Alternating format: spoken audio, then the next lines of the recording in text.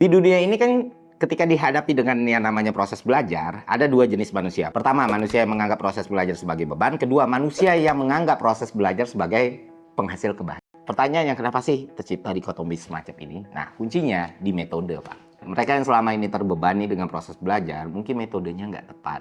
Dan sebaliknya, mereka yang menikmati proses belajar mungkin telah menemukan metode yang udah oke banget dan cocok buat mereka. Dan jelas, dua keadaan ini menghasilkan output yang berbeda. Nah, bagaimana memahami metode yang tepat ini? Gini, belajar itu kayak ngejalanin proses kompleks di otak, cuy. Dan metode yang tepat itu bikin proses belajarnya jadi lebih efektif dan lebih efisien.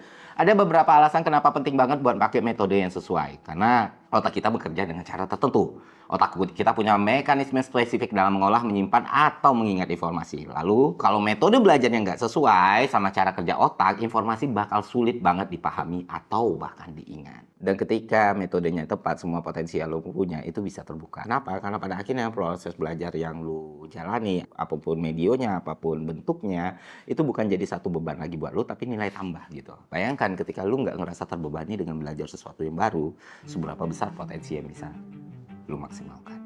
Metode belajar ini banyak banget, teman-teman. Ada namanya Feynman teknik ya, yang fokus pada konsep, simplifikasi, identifikasi, dan lain sebagainya. Nah, salah satu orang yang gue kenal yang paling bikin gue kagum adalah Agung Hapsaya. Setiap kali gue bertemu dengan beliau, selalu ada hal baru yang dia pelajarin dan dia kuasai, dari mulai editing video, pengolahan aset 3D, app development, programming, sampai knowledge soal politik. Dan skill set itu dia peroleh tanpa melalui pendidikan formal. Waktu gue tanya ke dia, kok bisa? Dia cuma bilang kuncinya di cara belajar yang dia gunakan. Agung mampu memaksimalkan waktu yang dia miliki untuk menambah pengetahuan dan keterampilan yang baru. Ini yang membuat gue pengen banget tahu apa yang sebenarnya dilakukan Agung Hapsa sampai mencapai level tersebut. Lu kan PNS Kementerian Keuangan, itu kan pekerjaan impian banyak orang, gajinya gede. Kenapa sih lu tinggalin gitu?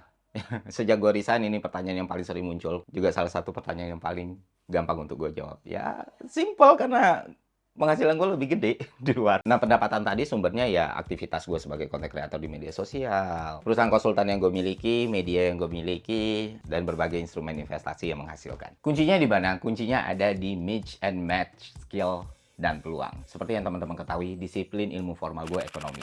Lebih spesifik lagi makroekonomi. Kalau cuma membawa apa yang udah melekat dalam diri gue, hasil dari pendidikan puluhan tahun, gue rasa itu nggak akan cukup untuk mencapai level sekarang. Untuk itu gue butuh upgrade skill di bidang lain dan menggandakan posibilitas yang gue miliki. Jadi gue melihat peluang dari perkembangan internet dan pergeseran era dari industri menjadi komunikasi. Akhirnya di umur 25 tahun gue mulai belajar hal yang baru, kamera dan sinematografi, karena waktu itu gue percaya gambar yang bergerak akan punya power yang sangat kuat di perkembangan digital. Tapi kemampuan visual aja nggak cukup, gue harus belajar bikin konten yang bagus. Karena konten bukan cuma soal visual, tapi substansi dan cerita. Akhirnya gue belajar bikin konten. Tapi konten bagus aja nggak cukup.